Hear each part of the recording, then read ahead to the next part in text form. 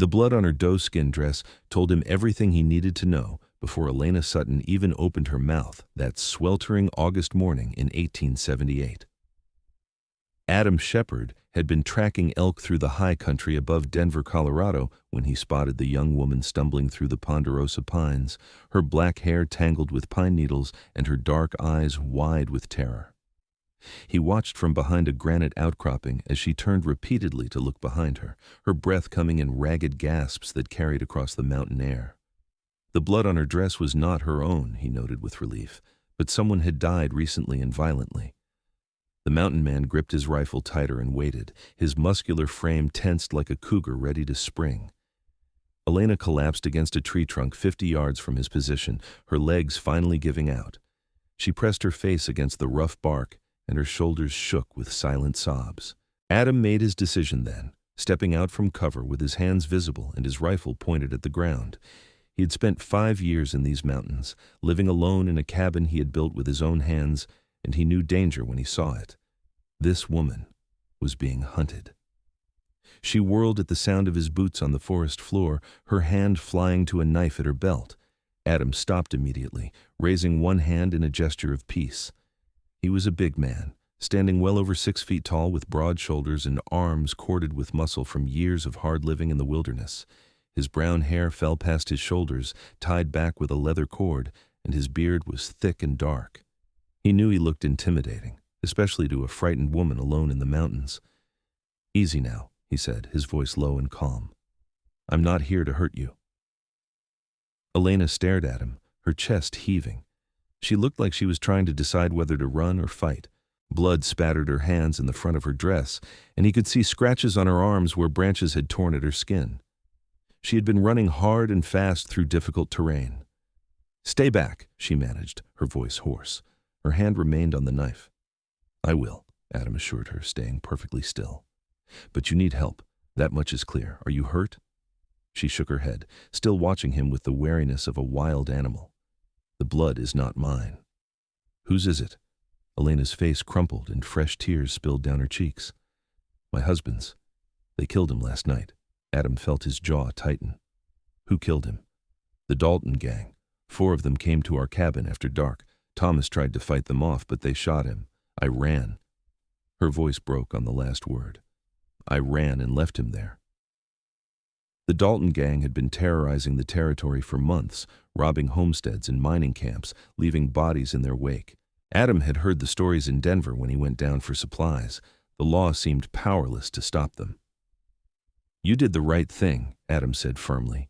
"If you had stayed, they would have killed you too, or worse. How long ago was this?"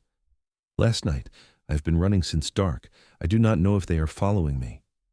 Elena's legs buckled again, and she slid down the tree trunk to sit on the ground. "I cannot run anymore." Adam moved closer slowly, still careful not to spook her.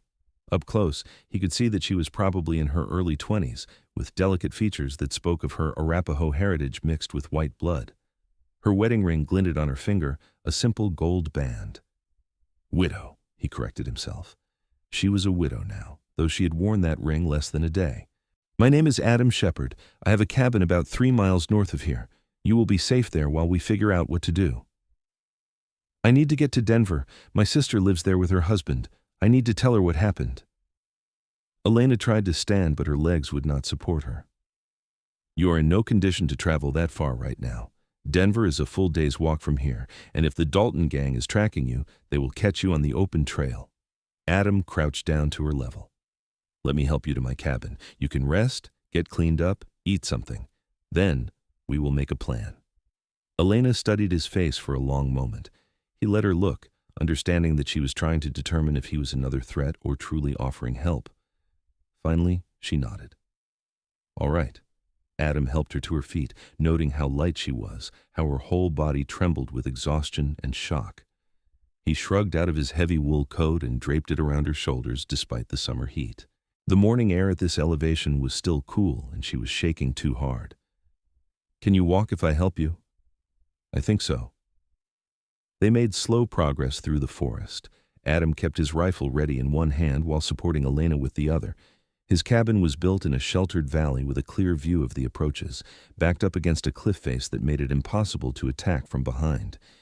He had chosen the location carefully when he first came to these mountains, wanting isolation, but also defensibility. Now he was grateful for that caution. Elena stumbled frequently, and twice Adam had to catch her before she fell. The second time, he simply swept her up into his arms and carried her. She was too exhausted to protest, her head lolling against his broad chest. He could feel her heart racing like a frightened bird's. The cabin came into view as they crested a small rise. It was solidly built from pine logs with a stone chimney and a covered porch. A small stream ran nearby, providing fresh water. Adam's horse, a sturdy bay gelding named Duke, grazed in a makeshift corral beside the cabin. Supplies hung from the rafters and poles to keep them away from bears. Adam carried Elena inside and set her gently on his bed, the only piece of real furniture in the single room besides a rough table and chairs. The interior was sparse but clean, with his few possessions neatly organized. A stone fireplace dominated one wall, and shelves held his supplies and the furs he trapped in winter. "Rest here," he told her, pulling a blanket over her. "I'm going to heat some water so you can wash. Then food." Elena nodded mutely, her eyes already closing. The adrenaline that had kept her running through the night was finally wearing off, and her body was demanding sleep. Adam watched her for a moment, taking in the bloodstains and the scratches, the way her small hand clutched the blanket like a lifeline. Anger burned in his chest at the men who had done this, who had murdered her husband and sent her fleeing into the wilderness. He stepped outside and scanned the tree line carefully, looking for any sign of pursuit. The forest was quiet, except for the chatter of squirrels and the distant cry of a hawk. If the Dalton gang was tracking her, they had not caught up yet. Adam filled a pot with water from the stream and set it over the fire to heat, then began preparing a simple meal of salt pork, beans, and the fresh trout he had caught that morning. While the food cooked, he kept watch out the window. The mountain man in him was already making calculations. If the gang had killed Elena's husband last night, and she had been running since then, they were probably at least 8 or 10 hours behind her. But these mountains were his territory. He knew every trail, every hiding place, every dangerous crossing. If they came after her, he would have the advantage. The water was hot by the time Elena woke. She sat up slowly, looking around the cabin with confusion, before memory flooded back into her face. Adam saw the moment she remembered everything, saw the grief and horror wash over her features. "Here," he said quietly, bringing her a basin of warm water and a clean cloth.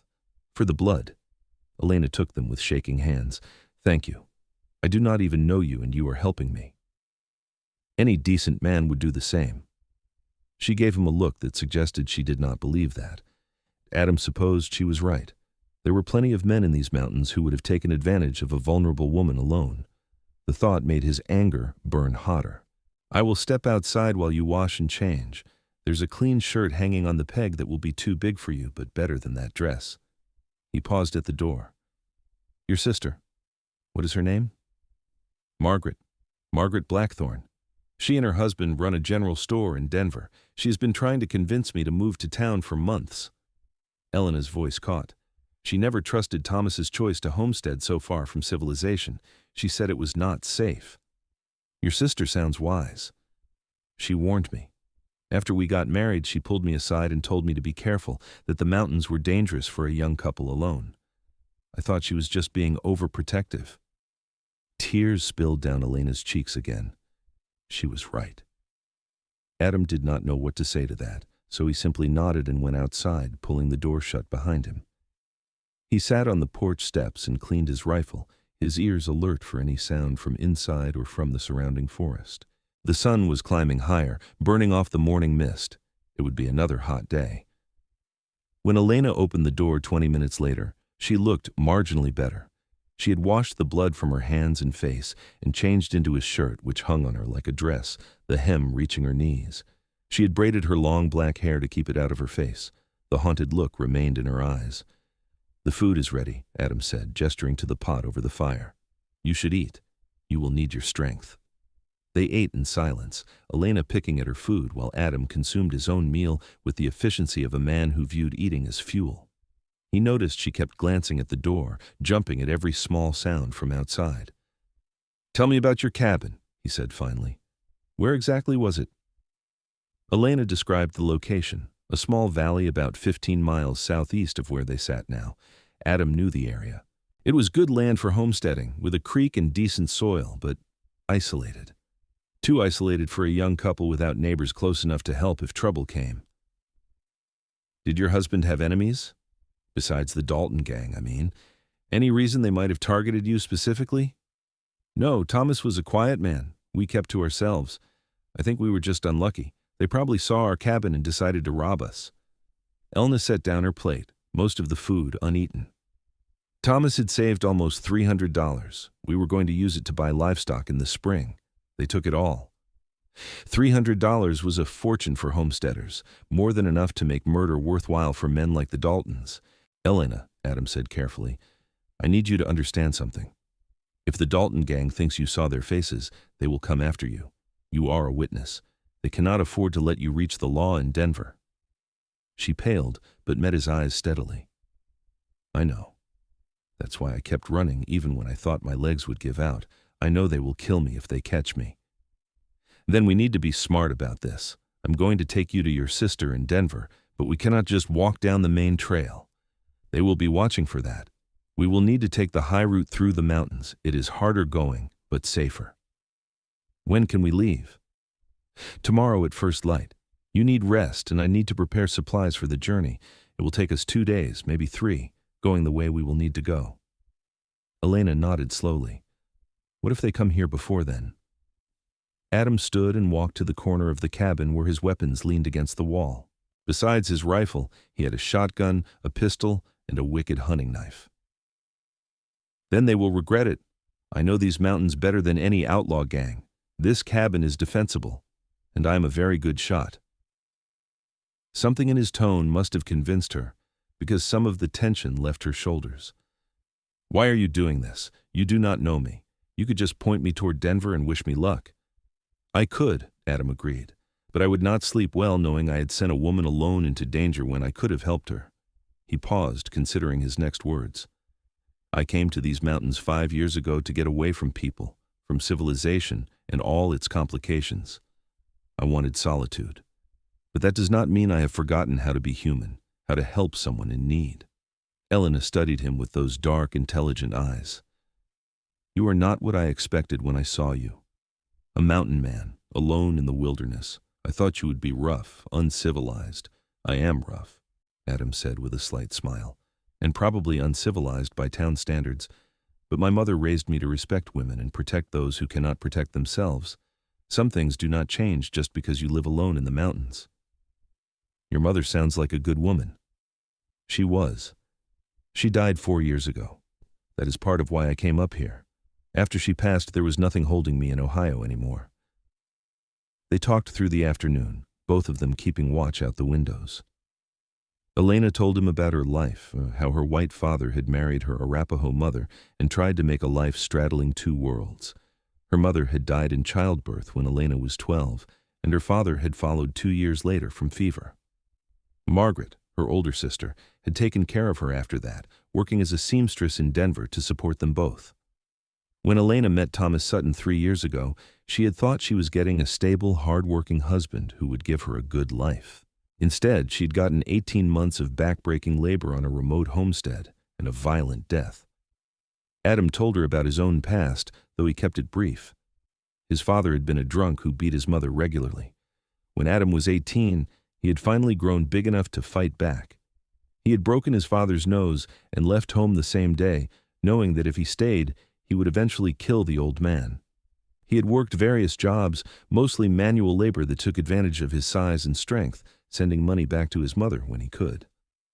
After she died, he had drifted west, ending up in the Colorado mountains where he could finally find peace. "You ran away too," Elena said softly, "from your old life."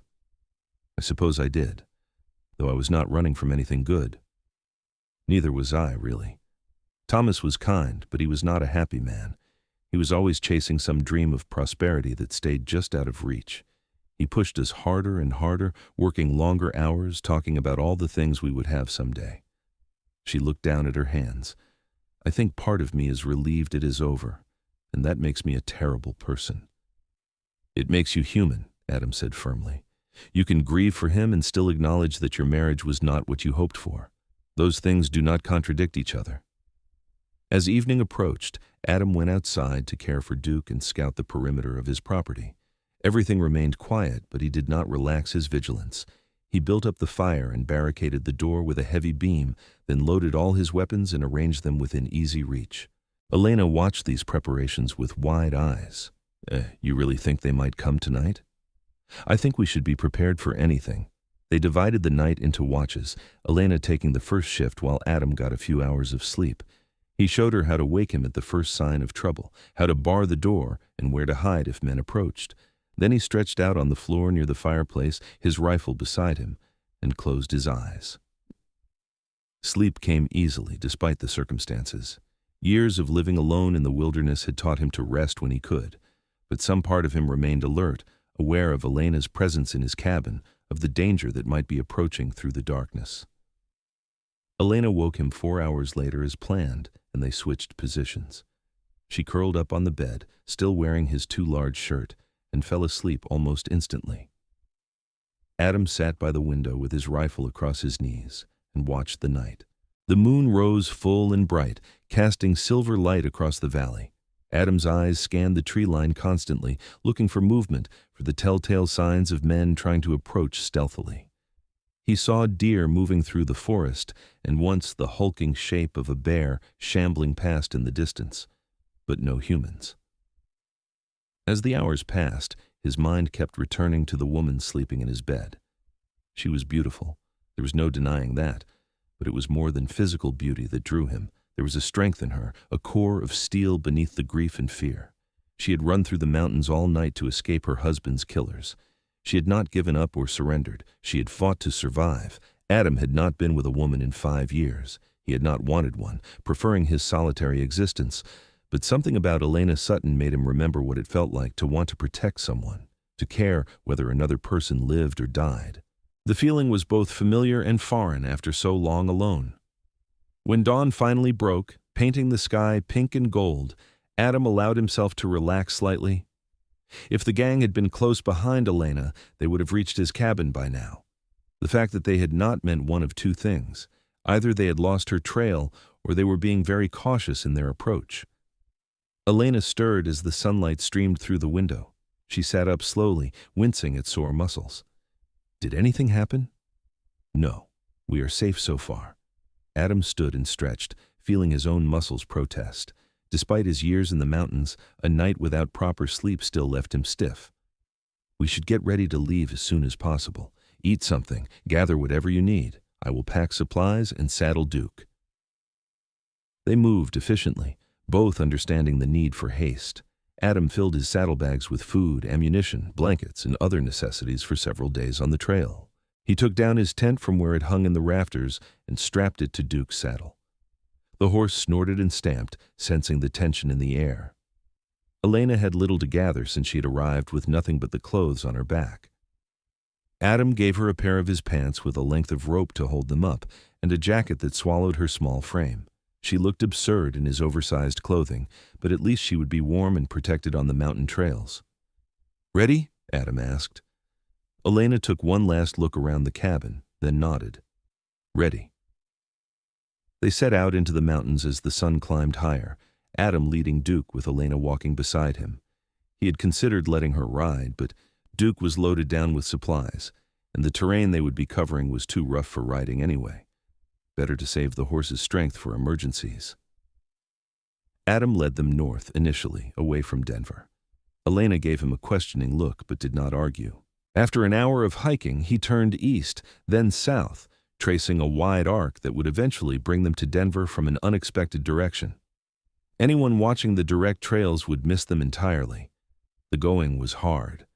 They climbed steep slopes thick with pine and aspen, forded icy streams, picked their way across fields of loose scree that threatened to slide out from under their feet with every step. Elena struggled but never complained, her jaw set with determination. When she stumbled, Adam was there to steady her. When the terrain became too difficult, he lifted her onto Duke's back despite her protests. "You need to save your strength," he told her. "We still have a long way to go." They stopped at midday in a sheltered hollow where a spring bubbled up from the rocks. Adam filled their canteens while Elena rested in the shade, her face flushed from exertion. He handed her dried meat and hard biscuits, watching as she forced herself to eat. "How much farther?" she asked. "If we keep this pace, we will reach Denver by tomorrow evening. But that is only if the weather holds and we do not run into trouble." "You mean if the Dalton gang does not find us?" "Yes." Elena was quiet for a moment, chewing slowly. "What will happen when we get to Denver? Will the law be able to stop them?" Adam considered the question carefully. "The marshal in Denver is a good man from what I hear. Harrison Todd. He's been trying to track down the Daltons for months. Your testimony might give him what he needs to finally catch them. And if it does not? Then we will figure something else out." Adam met her eyes. "I am not going to let them hurt you, Elena. You have my word on that." Something shifted in her expression, a softening around her eyes. "Why do you care so much? You still barely know me." "Maybe I do not need to know you well to see that you are worth protecting. Maybe it is enough to know that you are a decent person who has been hurt by evil men." Adam looked away, uncomfortable with the intensity of her gaze. "Or maybe I have been alone in these mountains so long that I have forgotten how to be practical and self-serving." Elena laughed softly, a surprising sound given the circumstances. "I do not think you were ever very good at being self-serving, Adam Shepard. I think you are the kind of man who always puts others first, even when it costs him." "Is that what you think?" "It is what I know. You could have sent me on my way yesterday. Instead, you fed me, sheltered me, and now you are risking your life to escort me to safety. That is not the behavior of a practical man." Adam found himself almost smiling. "No, I suppose it is not." They rested for an hour before pushing on.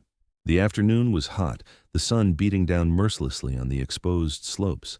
Adam kept them moving at a steady pace, always alert for danger.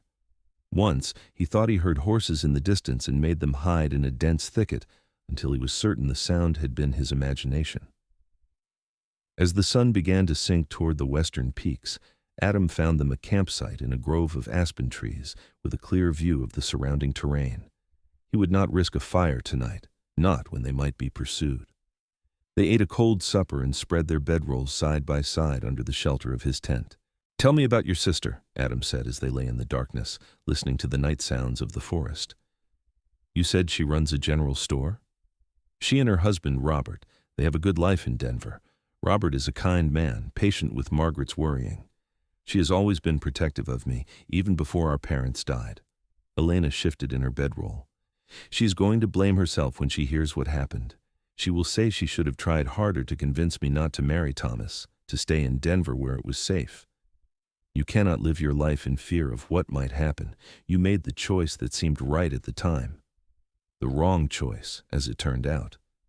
Maybe, or maybe you learned something from it. Maybe this will make you stronger, more careful. Sometimes the wrong choices teach us the most important lessons." Elena was quiet for so long that Adam thought she had fallen asleep. Then she spoke again, her voice barely above a whisper.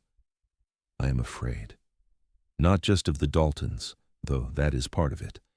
I'm afraid of what comes after. I have no home now, no husband, no money.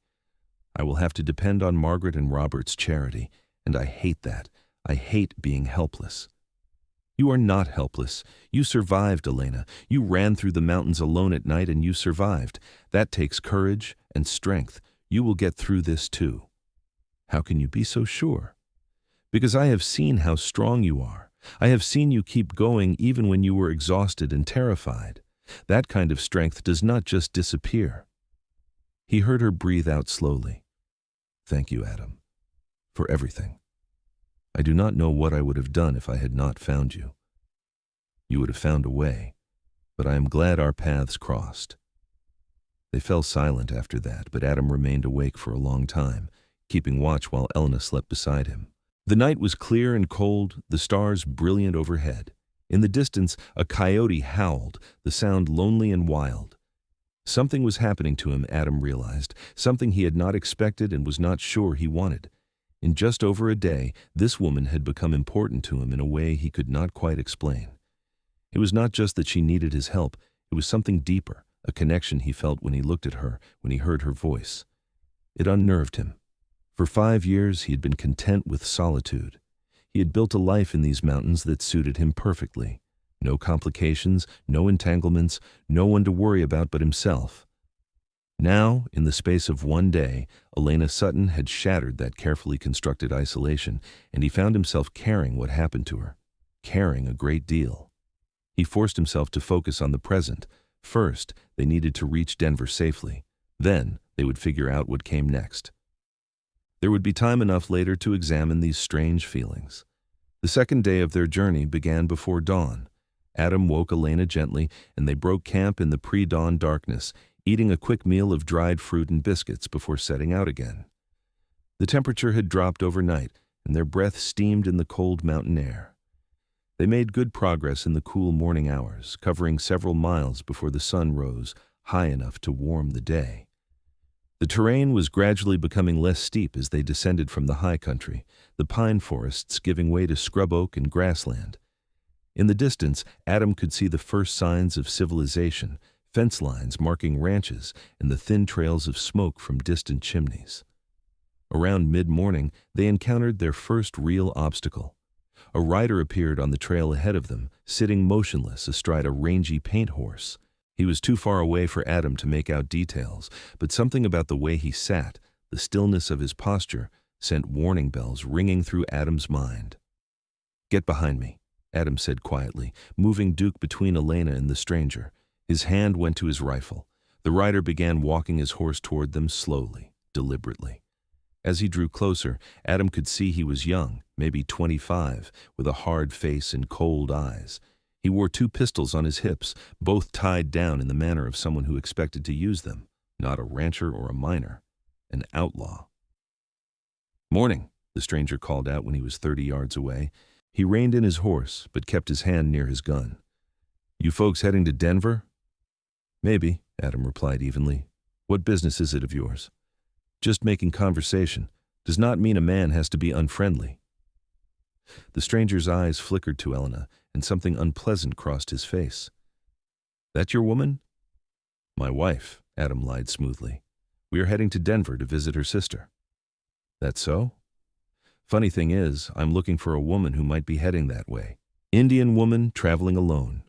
You have not seen anyone like that, have you?" Adam felt Elena stiffen behind him. He kept his expression neutral, his hand steady on his rifle. "No, like I said, my wife and I are traveling alone." The stranger studied them for a long moment, his eyes calculating. Adam could see him weighing his options, trying to decide if they were telling the truth. The mountain man kept his body relaxed but ready, prepared to drop the stranger if he reached for either of those pistols. "Well, if you do see anyone matching that description, there is a reward. $50 for information leading to her capture." The stranger smiled, showing yellowed teeth. "My friends and I are very interested in finding her." "I will keep that in mind." The stranger touched the brim of his hat in a mockery of politeness. "You folks have a safe journey now. And madam," he looked past Adam to Elena, "you might want to wash that soot off your face. Makes you look almost like you have Indian blood." He wheeled his horse and rode back the way he had come, but not far. Adam watched him stop about 100 yards down the trail and dismount, making camp in clear view. Watching them. "That was one of them," Elena whispered. "One of the Daltons. I recognize his voice. He was at our cabin that night." Adam nodded grimly. "I know, and now he suspects who you are, even if he is not certain. We need to change our route." "But he is watching us. Then we will have to lose him." Adam led them off the trail, pushing Duke through thick brush and up a steep slope. The horse protested but obeyed, and Elena followed without question. Behind them, Adam heard the outlaw shout and the sound of him mounting his horse. They crashed through the underbrush for a quarter-mile before Adam found what he was looking for, a rocky ravine choked with boulders and fallen trees. He pulled Elena and Duke into the ravine and found a spot where the rocks created a natural shelter, invisible from above. "Stay here," he told Elena, pressing his rifle into her hands. "If anyone comes who is not me, shoot them." "Where are you going?" "To make sure he does not follow us anymore." Adam left before she could protest, moving quickly through the forest with the practiced silence of a hunter. He circled back toward where he had last heard the outlaw crashing through the brush, using every bit of cover available. The stranger was not being careful, too confident in his pursuit. Adam found him 20 minutes later, still on horseback, trying to find their trail in the thick vegetation. The mountain man positioned himself behind a massive ponderosa pine and called out, "That is far enough." The outlaw spun in his saddle, his hand flying to his gun. He froze when he saw Adam's pistol aimed at his chest. "Easy now," Adam said. "Keep your hands where I can see them." "You're making a big mistake, friend. My partners know where I am. If I do not come back, they will come looking. Then you better hope I'm feeling merciful today." Adam stepped out from behind the tree, keeping his gun steady. "That woman is not your concern. You are going to ride back the way you came and tell your friends that you lost our trail. If I see you following us again, I will not be so polite." The outlaw's face twisted with anger. "You are protecting her. That means she is the one we are looking for. You know there is a price on her head." "There is no price. You want to kill her because she is a witness to your crimes. That is not the same thing." "Same result either way. She is a dead woman once we find her." "No," Adam said coldly. "She is not. Now turn that horse around and ride away while you still can." For a moment, Adam thought the man was going to draw anyway. He saw the calculation in the outlaw's eyes, the pride warring with common sense. Then the stranger slowly turned his horse and began riding back down the trail, moving slowly to preserve his dignity. Adam watched him go, then fired a shot into the air. The horse bolted, throwing the outlaw and galloping away down the trail. The man hit the ground hard and came up cursing, reaching for his gun. Adam was already gone, melting back into the forest like a ghost. He returned to Elena by a circuitous route, making sure he was not followed. She was still hidden in the ravine, the rifle clutched in her white-knuckled hands. She nearly shot him when he approached before recognizing him at the last second. "God, you scared me," she gasped, lowering the weapon. "Sorry. We need to keep moving. That will slow him down but not stop him. Once he catches his horse and gets back to his friends, they will come looking for us in force." "How many of them are there?" "You said 4 were at your cabin. I assume they are all tracking you now." Elena's face went pale, but she nodded. "Then we'd better move fast." Adam changed their route again, taking them even farther off the main trails. They pushed hard through the afternoon, stopping only briefly to rest and water Duke. The terrain was punishing, all steep climbs and difficult crossings, but it would slow down any pursuit. As evening approached, Denver came into view in the distance, a sprawling settlement in the valley below. Smoke rose from hundreds of chimneys, and Adam could make out the grid of streets and buildings, safety, or at least the promise of it. "We can make it by nightfall if we push hard," Adam said. "Are you up for it?" Elena looked exhausted, her face drawn and dirty, but she nodded. "I can make it." They descended from the mountains as the sun set, painting the sky in shades of orange and red. The trail became more defined, and they began to encounter other travelers, miners heading back to town, ranchers driving cattle, a family in a wagon. The presence of other people was both reassuring and nerve-wracking. The Dalton gang would not attack them in front of witnesses, but they might be waiting somewhere in the growing darkness. Full night had fallen by the time they reached the outskirts of Denver. The streets were lit with lanterns, and the sounds of the town surrounded them. Music from saloons, the rattle of wagons, people calling out to each other. Adam felt exposed after days in the wilderness, too visible in the crowded streets. "Where does your sister live?" he asked Elena. "The general store is on Market Street, just off the main square. They have rooms above the shop." Adam led Duke through the streets, keeping Elena close. His hand stayed near his gun, his eyes scanning the shadows. They passed saloons and hotels, a church, the marshal's office with its barred windows. Everything looked peaceful, ordinary, but Adam could not shake the feeling that they were being watched. The general store was dark when they arrived, the windows shuttered for the night. Adam tied Duke to the hitching post and helped Elena down from where she had been riding the last mile. She swayed on her feet, and he steadied her with a hand on her elbow. "Should we wake them?" Elena asked. Before Adam could answer, the door above them opened and a woman's voice called down, "Who is there? The store is closed." "Margaret?" Elena's voice broke. "Margaret, it is me." There was a moment of stunned silence. then the sound of rapid footsteps on stairs. The door to the store burst open and a woman rushed out, slightly older than Elena, but with the same dark eyes and similar features. She saw Elena and froze, her hand going to her mouth. "Elena! Oh my God, Elena!" Margaret rushed forward and pulled her sister into a fierce embrace. "We have been so worried. Thomas came to town 3 days ago for supplies and never came back. Robert was planning to ride out to your cabin tomorrow to check on you. What happened? Where is Thomas?" Elena burst into tears, clinging to her sister. "He is dead, Margaret. They killed him." Margaret's face went white. "What? Who?" "Elena, what are you talking about?" "Maybe we should go inside," Adam suggested quietly. "This is not a conversation for the street." Margaret seemed to notice him for the first time. She looked him up and down, taking in his size, his weapons, his trail-worn appearance. "Who are you?"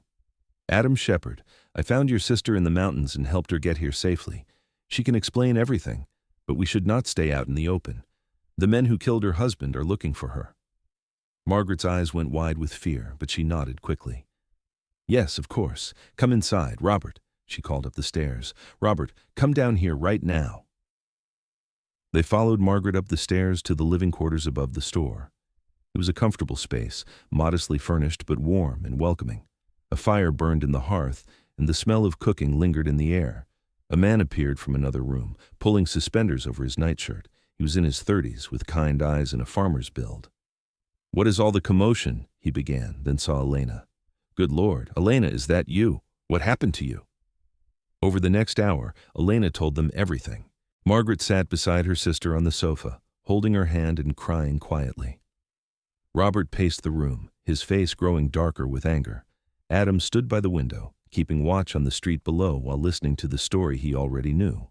When Elena finished, Margaret pulled her into another fierce hug. "I am so sorry. I am so sorry. I should have tried harder to stop you from marrying him, from going out to that homestead." "You could not have stopped me," Elena said. "I thought I was making the right choice." "Those animals," Robert muttered. "The Dalton gang has been terrorizing this whole territory for months. The marshal has been looking for them, but they always seem to stay one step ahead of the law." "Elena needs to talk to the marshal," Adam said from his position by the window. "Her testimony might help him finally catch them. But we need to be careful. One of the gang spotted us on the trail today. He knows Elena is alive and heading to Denver. They might come into town looking for her." Robert straightened, his jaw setting. "Let them come. We have the law on our side here. They would not dare attack her in town." "Desperate men do desperate things," Adam replied. "And the Daltons are very desperate to keep Elena from talking. We should go to the marshal first thing in the morning, as soon as it is light." Margaret looked at him with new respect. "You brought her all this way, kept her safe from those killers. I do not know how to thank you, Mr. Shepherd." "Adam, please, and you do not need to thank me. I did what anyone should have done." "Not anyone," Margaret said firmly. "Plenty of men would have turned away, not wanted to get involved. You risked your life for my sister." "I will not forget that." Robert cleared his throat. "Well, Adam, you are welcome to stay here tonight. We have a spare room, and after days on the trail, I am sure you could use a real bed and a hot meal." Adam hesitated. His instinct was to refuse, to return to his cabin in the mountains and his solitary life. But Elena was not safe yet, and he found he could not bring himself to leave while she was still in danger. He looked at her sitting on the sofa beside her sister and saw the hope in her eyes. She wanted him to stay. "Thank you," he said finally. "I appreciate the hospitality." Margaret insisted on feeding them both, despite the late hour. She heated up stew and fresh bread while Robert went to tend to Duke, making sure the horse was properly stabled and cared for. Adam and Elena sat at the table and ate, both of them too exhausted to talk much. When the meal was finished, Margaret showed them to their rooms. Elena would stay with her and Robert in the main bedroom, while Adam was given the small spare room that Robert used as an office. It had a narrow bed and a desk, but after days of sleeping on the ground, it looked like luxury to Adam. Before Elena disappeared into the other room, she touched Adam's arm. "Thank you," she said softly, "for everything. I owe you my life. You do not owe me anything. Get some rest. Tomorrow we will talk to the marshal and get this sorted out." She squeezed his arm once more, then followed her sister. Adam closed himself in the spare room and sat on the bed, suddenly aware of how tired he was. Every muscle in his body ached, and his mind felt foggy with exhaustion. But he forced himself to stay alert, listening to the sounds of the house settling, the voices in the other room as the sisters talked. He thought about what would happen next. Tomorrow they would go to Marshal Todd and Elena would tell her story. The law would go after the Daltons, and with luck, they would be caught and hanged. Elena would be safe. And then what? Adam would return to his mountain cabin, to his solitary existence. Elena would rebuild her life here in Denver, surrounded by family. Their paths, which had crossed so dramatically, would diverge again. The thought filled him with an unexpected sadness. In just 2 days, Elena had become important to him. He cared about her in a way he had not cared about anyone since his mother died. But what future could there be for a mountain man and a widow who needed to rebuild her life? They came from different worlds, wanted different things. It would be foolish to imagine otherwise. Adam forced himself to lie down, though sleep was slow in coming. His last thought before exhaustion finally claimed him was of Elena's face, the way she had looked at him in the firelight, with trust and something else he did not dare name. Morning came too quickly. Adam woke to the sound of voices downstairs in the store. Robert was already up and opening for business. Adam washed his face in the basin on the desk, ran his hands through his long hair, and wished he had thought to trim his beard before coming to town. He looked like exactly what he was, a wild man from the mountains. Margaret had breakfast waiting when he emerged from the spare room. Eggs, bacon, fresh bread, and coffee so strong it could strip paint. Elena was already at the table, looking slightly better after a night of real rest. She had changed into a dress that Margaret had given her, a simple blue cotton that actually fit her properly. With her hair brushed and her face clean, she looked younger, less haunted. "Good morning," she said, giving him a small smile. "Morning? How are you feeling?" "Better. Still scared, but better." Robert joined them from downstairs. "I've been asking around quietly this morning. The Dalton gang was spotted yesterday afternoon on the North Road into town. The marshal has men watching for them, but Denver is a big place. They could slip in without being noticed." "Then we should go to the marshal right away," Adam said. "The sooner Elena gives her statement, the sooner the law can act." They finished breakfast quickly and prepared to leave. Adam insisted that Elena walk between him and Robert, with Margaret on her other side. He kept his hand on his pistol as they stepped out onto the street, his eyes scanning the early morning crowds. Denver was bustling with activity. Wagons rolled down the muddy streets, merchants called out their wares, miners fresh from the hills staggered from saloon to saloon. The smell of horses, wood smoke, and human activity filled the air. It had been 5 years since Adam had been in a town this size, and he found it overwhelming after the quiet solitude of the mountains. The marshal's office was a solid brick building with bars on the windows and a gun rack visible through the open door.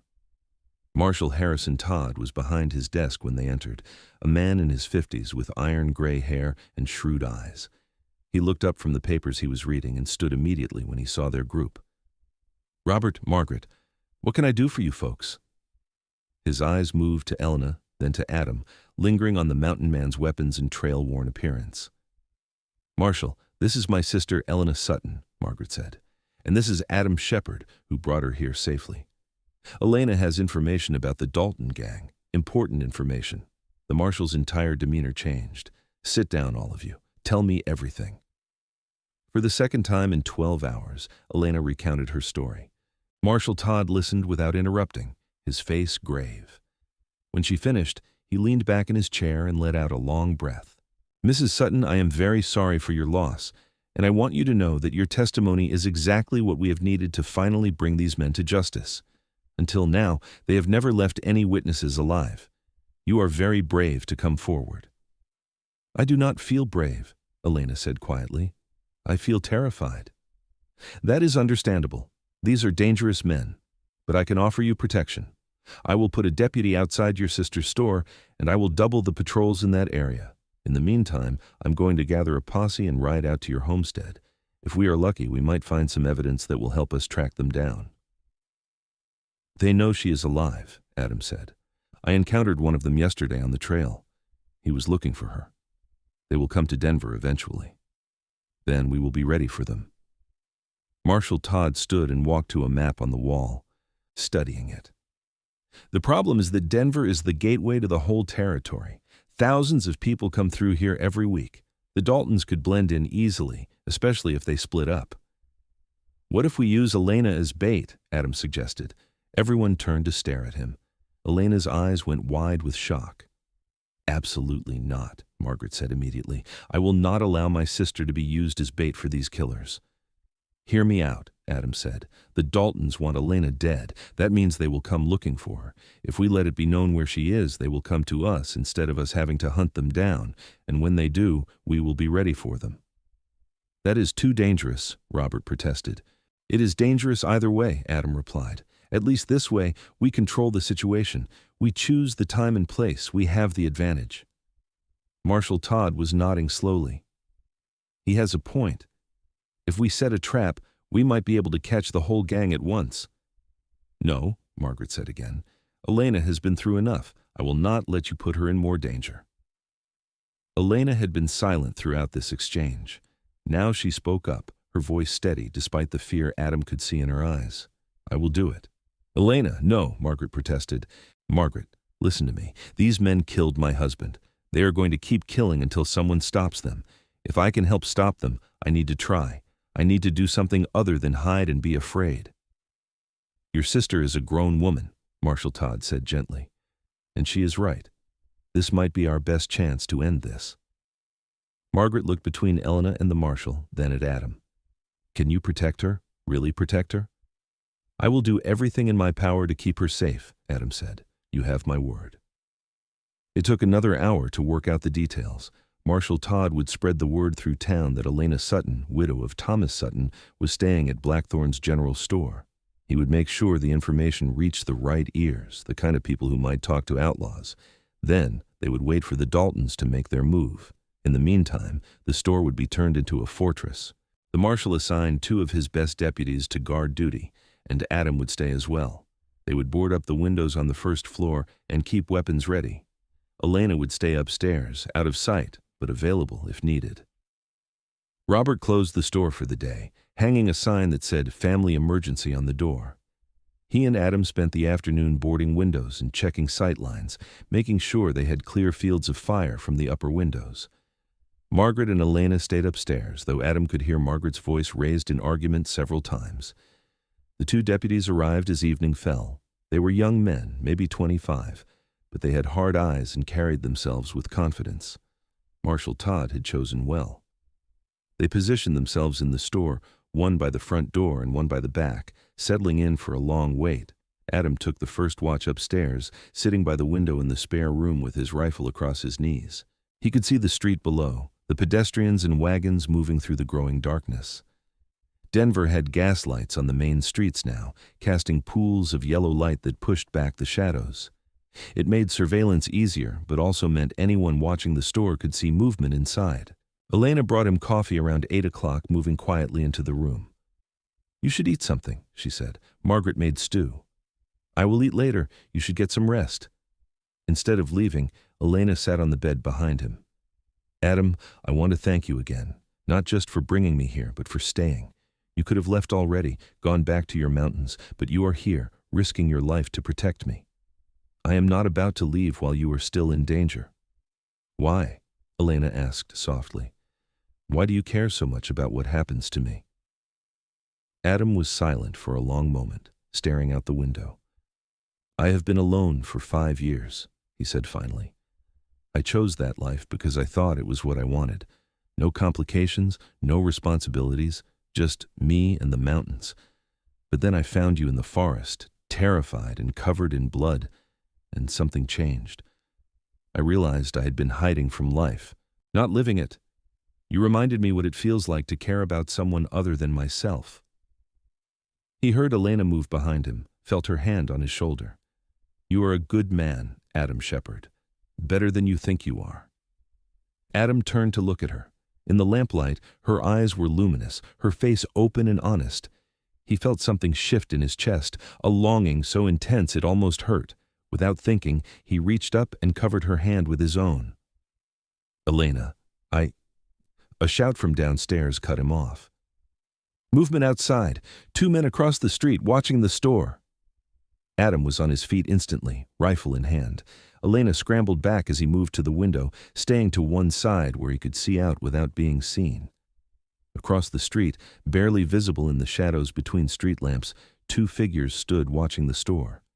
They were trying to be subtle, but Adam's mountain-trained eyes picked them out easily. "Stay away from the windows," he told Elena. "Get your sister and Robert into the back room, now." Elena obeyed without question, hurrying from the room. Adam heard her urgent whispers in the next room, then the sound of all 3 of them moving to the back of the apartment. Downstairs, the deputies had taken up positions by the windows, their rifles ready. The 2 figures across the street did not move for a long time. They simply watched, studying the store. Adam counted the minutes, waiting for them to make a move. Finally, after nearly half an hour, they turned and walked away, disappearing into the night. "They are scouting us," one of the deputies called up, "figuring out the defenses." "Then they will come back," Adam replied. "Probably tonight. Everyone stay alert." The hours crawled past. Adam remained at his window, watching the street, while the deputies maintained their positions downstairs. Margaret insisted on staying up with Robert, both of them sitting in the back room with Elena. No one felt much like sleeping anyway. Midnight came and went. The streets grew quieter as Denver settled in for the night. Most of the saloons were still open, and Adam could hear distant music and laughter, but this part of town was mostly residential. Fewer people, fewer witnesses. At 2 in the morning, Adam spotted movement again. This time it was 4 men, approaching from different directions, moving with the coordination of people who had worked together before. The Dalton gang, almost certainly. They converged on an alley beside the store, disappearing into the shadows. "They're coming," Adam called down quietly. 4 of them, East Alley." The deputies shifted positions, covering the side entrance. Adam heard the soft click of hammers being cocked, the rustle of clothing as everyone prepared for violence. For several minutes, nothing happened. The silence stretched, taut as a bowstring. Then Adam heard it, the soft scrape of wood on wood.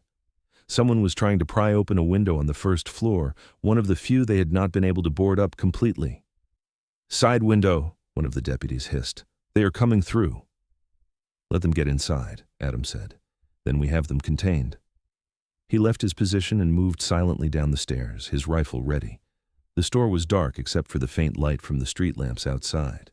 He could see the shapes of merchandise, the counter, the 2 deputies in position, and he could see the window, where a dark figure was slowly easing through the gap.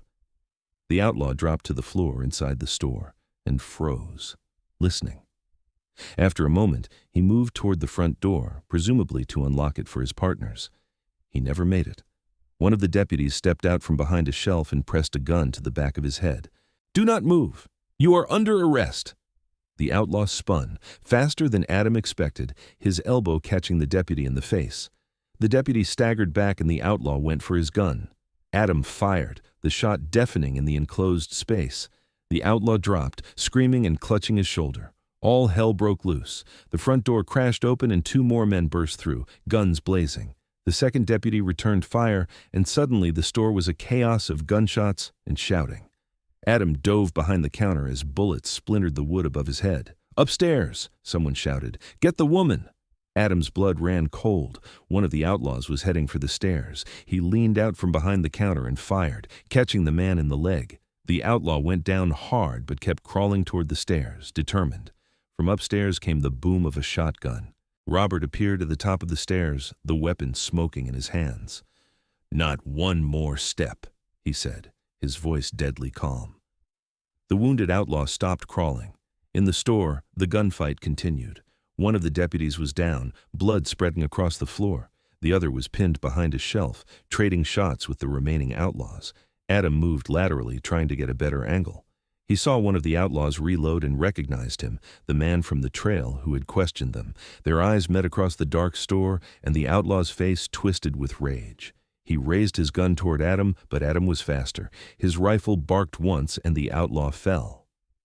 The last member of the Dalton gang saw his partners down and made a run for it, sprinting for the door. The remaining deputy shot him in the back as he ran. The man stumbled, fell against the doorframe, and slowly slid to the floor. Silence fell, broken only by the groans of the wounded and the ringing in Adam's ears from the gunfire. He stayed behind the counter for a long moment, making sure it was really over, then slowly stood up. "Is everyone all right?" he called. "Deputy Harris is hit bad," the other deputy said, kneeling beside his fallen partner. "We need a doctor." Robert was already running down the stairs. "I will get Doc Morrison. He lives 2 streets over." He paused long enough to check the outlaws, making sure they were all down and disarmed, then ran out into the night. Adam climbed the stairs to check on Elena and Margaret. He found them in the back room, Elena holding Margaret, who was shaking violently. Both women looked terrified but unharmed. "It is over," Adam said gently. "They are all down. You are safe."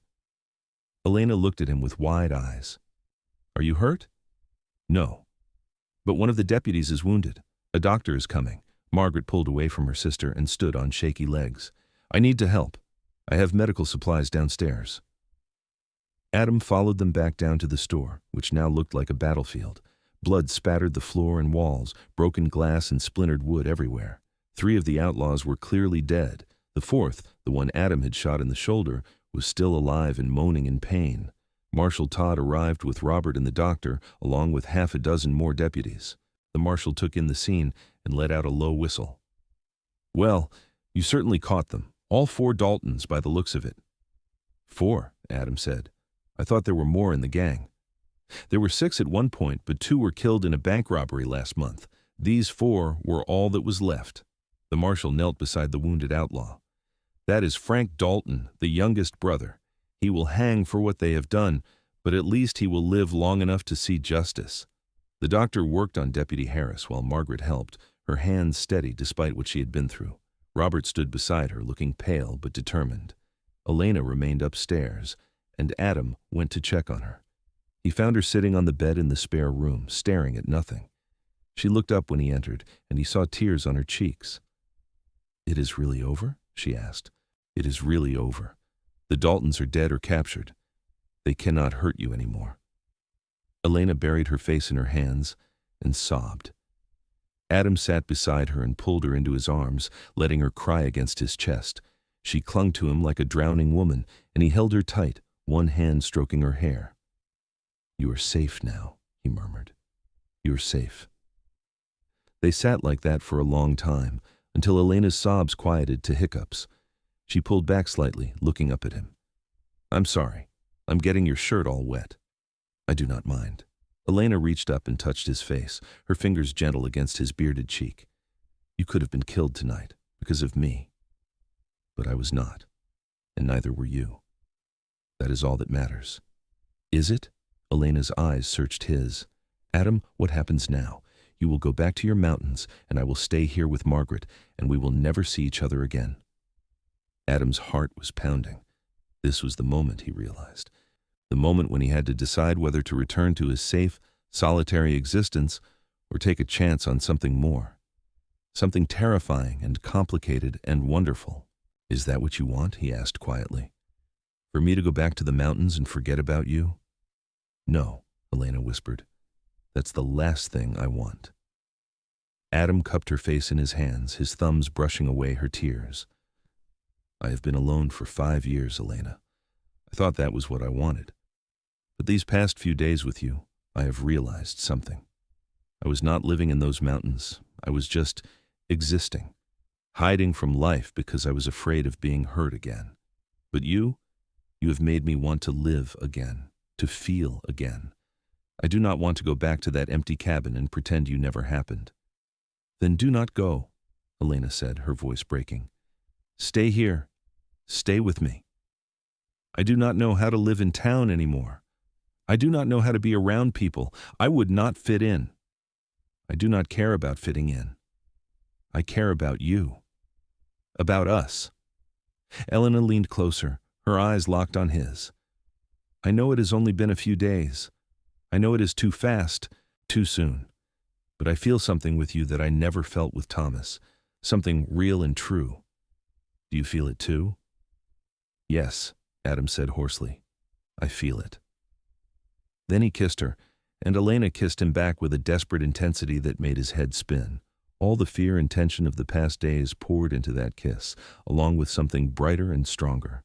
Hope, the promise of a future together. When they finally pulled apart, both breathing hard, Adam rested his forehead against hers. "I do not have much to offer you. A mountain cabin and whatever money I have saved from trapping furs. It is not much of a life. It is enough, more than enough, as long as we are together." They kissed again, softer this time, a promise sealed. Downstairs, Adam could hear the marshal and his deputies cleaning up, taking statements, removing bodies, the practical work that came after violence. But up here, in this small room, there was only Elena and the choice Adam was making to build a life with her. The next few days passed in a blur of activity. Deputy Harris survived his wound, though he would be laid up for weeks recovering. Frank Dalton was tried swiftly, convicted of multiple murders, and sentenced to hang. The newspapers ran stories about the shootout at Blackthorn's General Store, making brief celebrities of Adam and Elena. People stopped them on the street to shake their hands and congratulate them on stopping the notorious gang. Adam endured it all with stoic patience, uncomfortable with the attention. He met with Marshal Todd several times, giving detailed statements about the events of that night. The marshal was impressed enough to offer him a job as a deputy, but Adam politely declined. He was no lawman. What he did do was start making plans for a future in Denver. He sold his mountain cabin to a prospector looking for a base camp, along with most of his trapping equipment. He kept his weapons and his horse, but everything else went to fund a new life. Robert offered him a job working at the general store, managing inventory and making deliveries. It was honest work, and it would allow him to stay close to Elena while they figured out what came next. The question of propriety arose quickly. Elena was a widow, technically still in mourning for her husband. For her to be courting another man so soon after Thomas's death was scandalous by conventional standards. But Elena and Adam had been through too much together to care what conventional society thought. They spent their days together openly, walking through Denver, talking for hours, learning everything about each other. Margaret and Robert were supportive, though Margaret worried about the speed of their relationship. "I just do not want to see Elena hurt again," she confided to Adam one afternoon when Elena was out shopping. She rushed into marriage with Thomas because she thought it was what she was supposed to do. "I do not want her making the same mistake." "I love your sister," Adam said simply, "and I think she loves me." "Is that a mistake?" Margaret studied him for a long moment. "No," she said finally. "I do not think it is. You are nothing like Thomas. You are strong where he was weak, brave where he was fearful, and you have already proven you will protect her with your life. I suppose I cannot ask for more than that." 3 weeks after the shootout, Adam took Elena on a picnic up into the foothills, to a spot where they could see Denver spread out below them. They sat on a blanket under the pines, eating the food Margaret had packed for them, and talked about their future.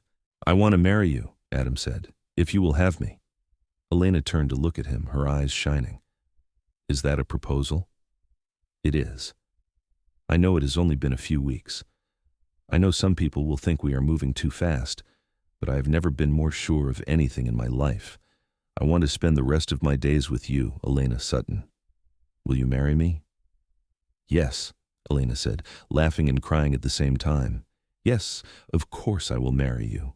Adam pulled her into his arms and kissed her, feeling like the luckiest man alive. They stayed on that mountainside until sunset, making plans and dreaming about their future together.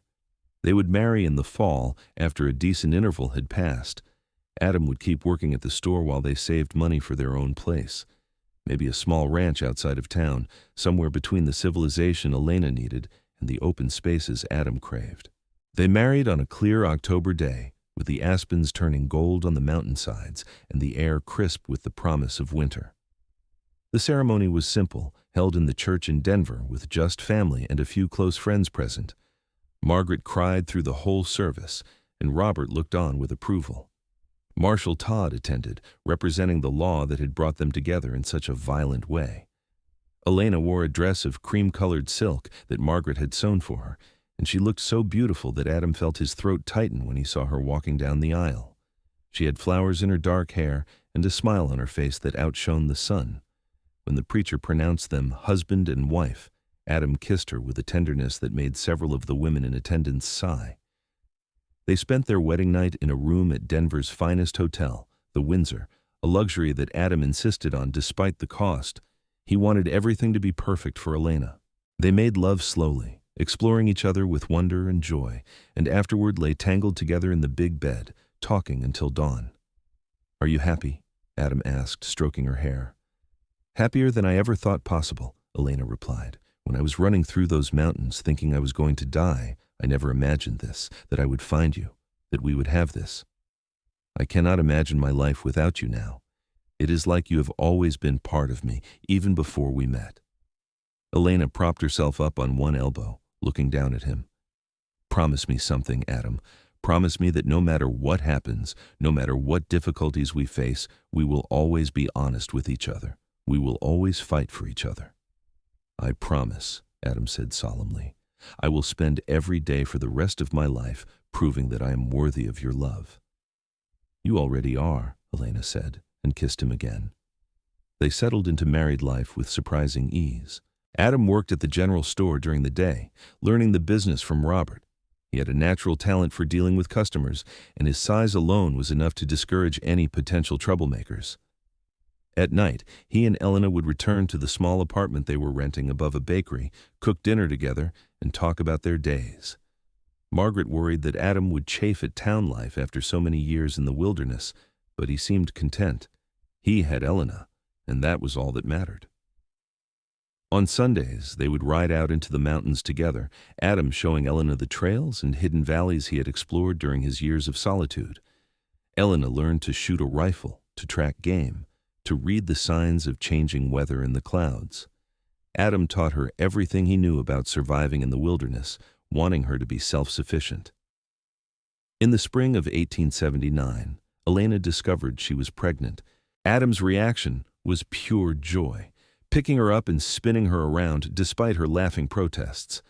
They told Margaret and Robert that evening, and Margaret immediately began planning, talking about baby clothes and cradles and all the things they would need.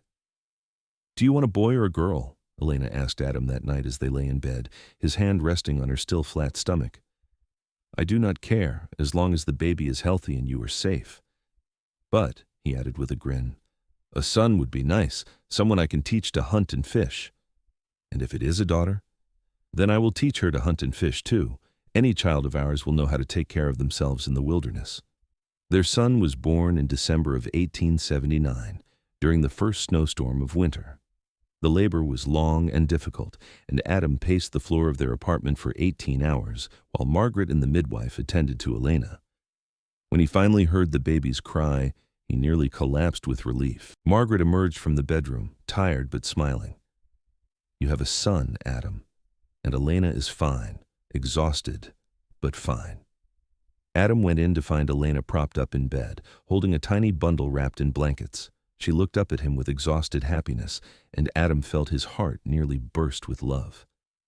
"Meet your son," Elena said softly. Adam sat carefully on the edge of the bed and looked down at the tiny red face peeking out from the blankets.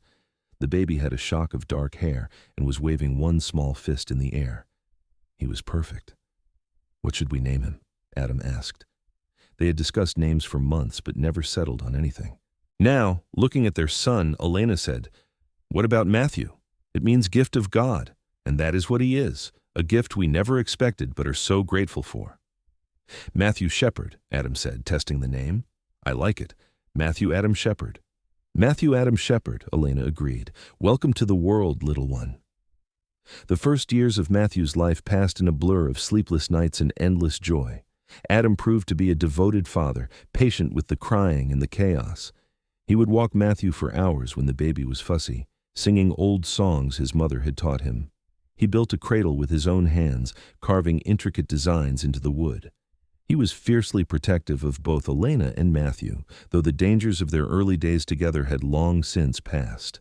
In 1881, with their savings and a loan from Robert, Adam and Elena bought a small ranch 10 miles outside of Denver. It had a cabin that needed work, a barn that was barely standing, and 50 acres of decent grazing land. It was not much, but it was theirs. Adam threw himself into improving the property, rebuilding the barn, fixing the cabin, clearing land for crops. Elena worked beside him, proving herself just as capable with a hammer and saw as she was with a needle and thread. Little Matthew toddled after them, getting into everything, and they would not have had it any other way. They bought cattle and chickens, planted a vegetable garden, built fences and corrals. It was hard work, harder than anything either of them had done before, but they were building something together. A life, a home, a future for their son. Margaret and Robert visited often, usually on Sundays after church. Robert would help Adam with whatever project he was working on while Margaret and Elena cooked and watched Matthew. They had become a close family, bound together by love and loyalty and shared experience. In 1883, Elena gave birth to their second child, a daughter they named Sarah after Adam's mother. She had Adam's brown hair and Elena's dark eyes, and she was the apple of her father's eye from the moment she was born. Matthew, now 3 years old, was fascinated by his baby sister and wanted to help with everything. "Our family is complete," Elena said one evening, sitting on the porch of their cabin with baby Sarah in her arms and Matthew playing in the yard under Adam's watchful eye. "I have everything I ever wanted." Adam sat beside her and put his arm around her shoulders, careful not to jostle the baby.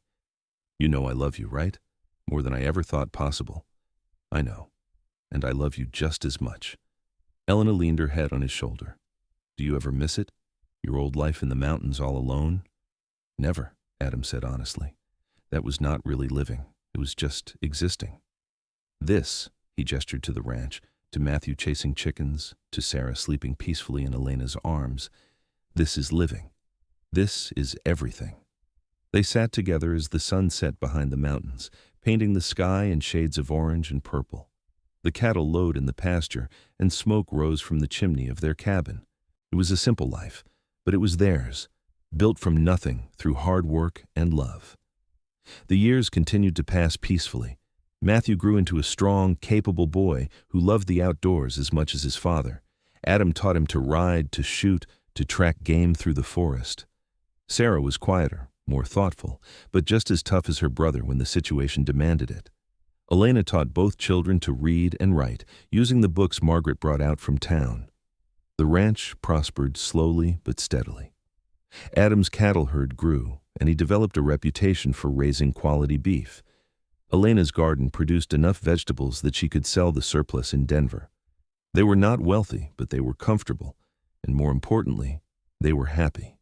In 1887, when Matthew was 7 and Sarah was 4, Adam was offered a position as a scout for the Army, guiding patrols through the mountain passes he knew so well.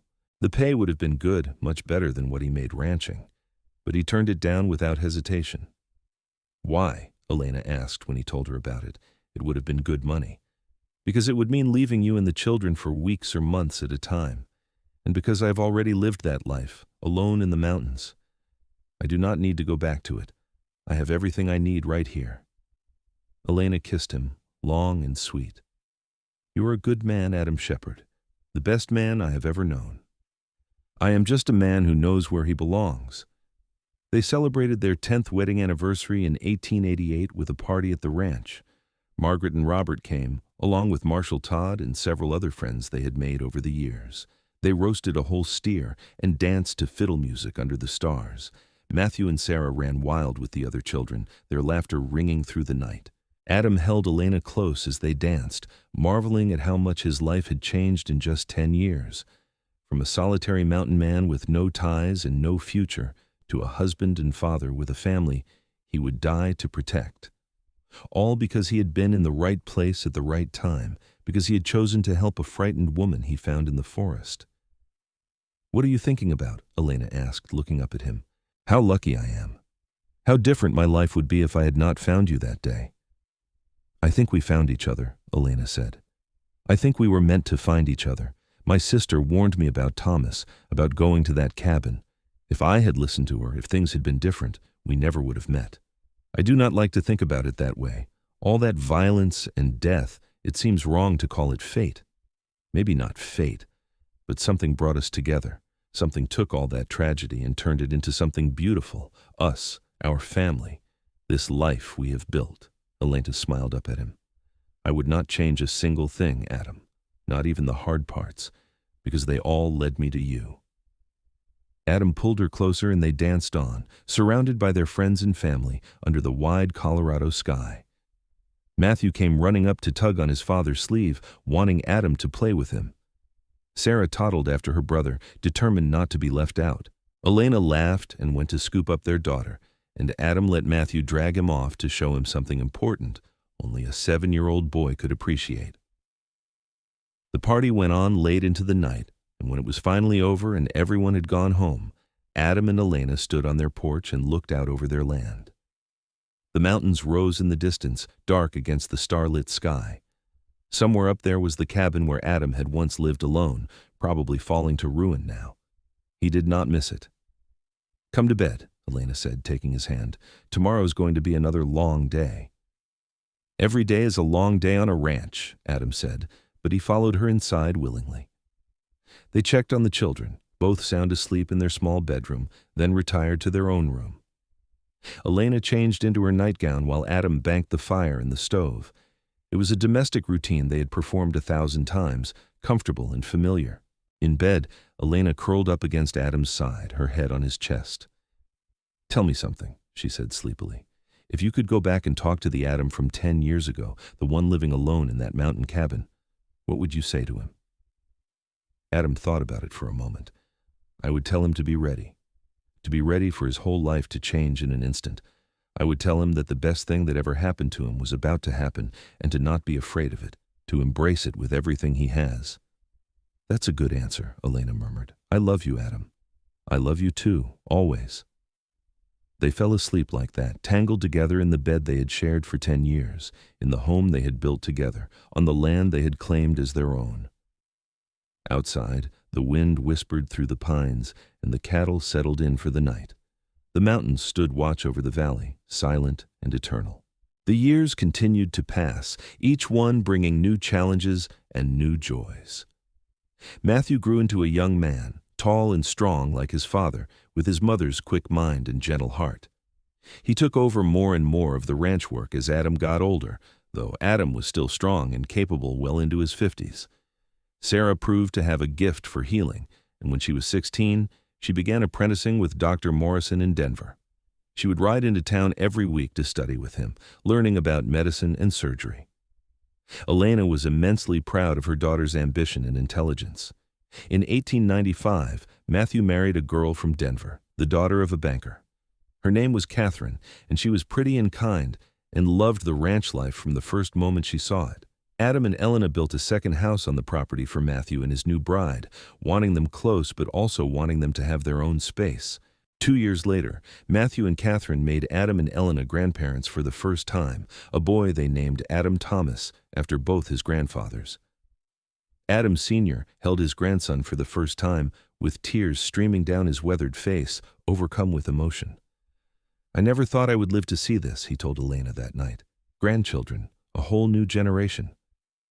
"We have been blessed," Elena agreed. "So very blessed." Sarah eventually married as well to a young lawyer named James who had moved to Denver from Boston.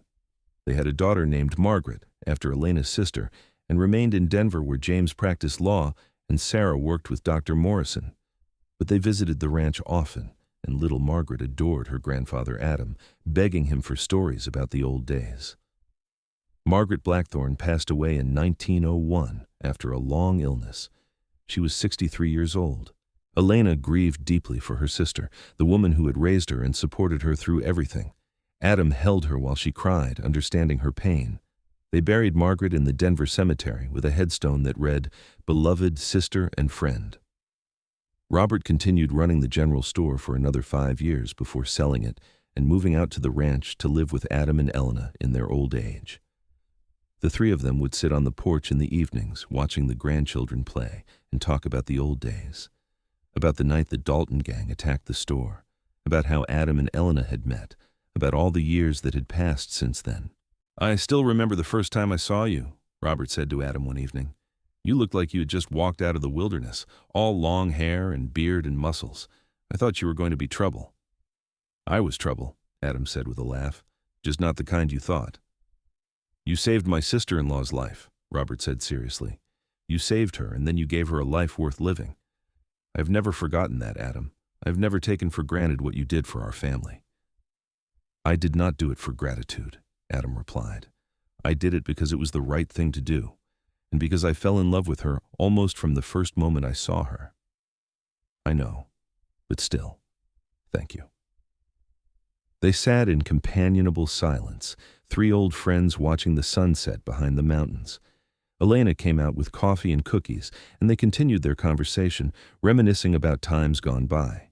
Adam Shepard lived to be 73 years old, passing away peacefully in his sleep in the winter of 1909. He died in the house he had built with his own hands, on the land he had tamed, surrounded by the family he loved. Elena was beside him when he went, holding his hand and whispering that she loved him one last time. They buried him on a hill overlooking the ranch, with the mountains he had loved so much rising in the distance. Matthew carved the headstone himself, a simple marker that read, "Adam Shepard, beloved husband, father, and grandfather. He lived with courage and died with peace." Elena lived for another 12 years, spending her final years surrounded by her children and grandchildren. She never remarried, saying that she had found her great love and needed no other. She died in 1921 at the age of 65 and was buried beside Adam on that hillside, their headstones side by side for eternity. The ranch remained in the family, passed down through the generations. Matthew's children and grandchildren continued to work the land that Adam and Elena had claimed so long ago. Sometimes, on quiet evenings when the wind whispered through the pines, the descendants would tell the story of how it all began, how a mountain man named Adam Shepard found a frightened woman named Elena Sutton in the wilderness, and how that chance meeting had changed everything. It was a story of danger and survival, of violence overcome, and love found in the most unlikely circumstances.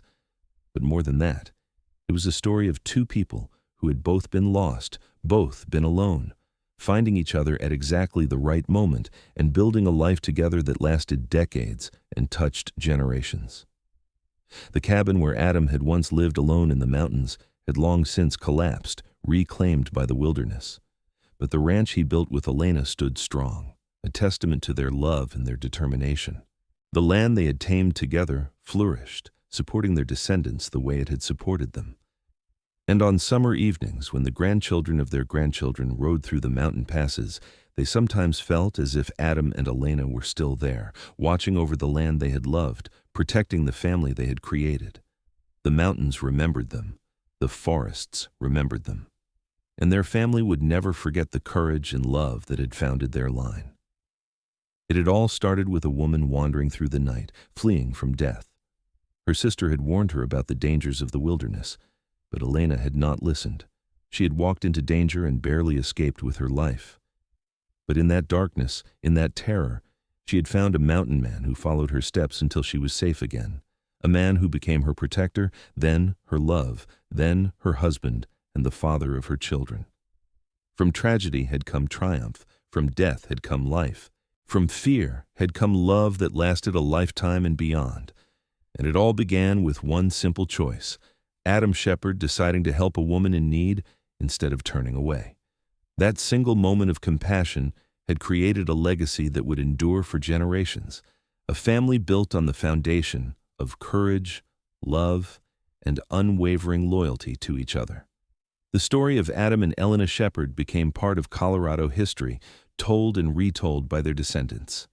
It was a reminder that even in the darkest moments when all seems lost, hope can appear in unexpected forms, that love can bloom even in the most dangerous circumstances, that two broken, lonely people can find each other and create something beautiful together.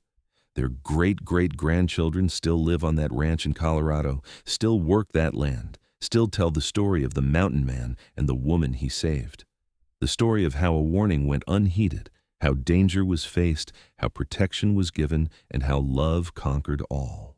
The story of Adam and Elena, whose love story began in terror and blood but ended in peace and joy, surrounded by the family they created and the land they loved. And somewhere, eternal mountains under the endless Colorado sky, perhaps their spirits still wander together, hand in hand, watching over all they built and all that came after. Forever together, forever in love, forever home.